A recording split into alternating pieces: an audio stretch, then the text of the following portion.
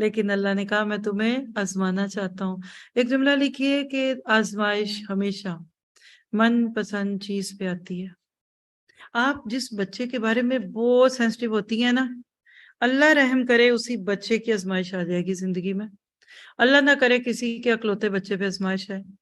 20 مثالیں موجود ہے۔ ایک ہی بیٹا تھا جوانی میں چلا گیا، ایک ہی بیٹا تھا بگڑ گیا، ایک ہی لاڈلی بیٹی تھی اسی کو طلاق ہو گئی۔ یہ فطرت ہے۔ اللہ پتہ کیا چاہتا ہے؟ یہ دیکھیے گا، ادھر دل سے نکال کر نا اپنے ان بچوں کو باہر رکھ دو۔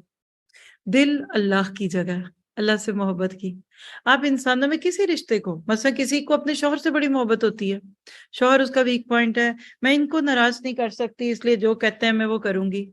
اللہ نہ کرے اسی شوہر کی طرف سے ایسی آزمائش آ جائے کہ جس کو انسان برداشت نہ کر سکے۔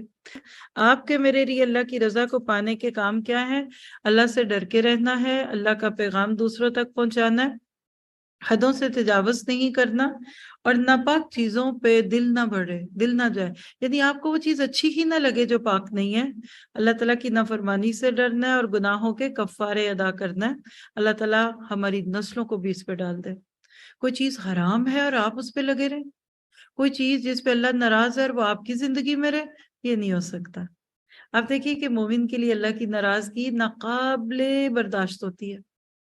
بس اللہ ہمیں وہ ایمان اور تقوی عطا کر دے۔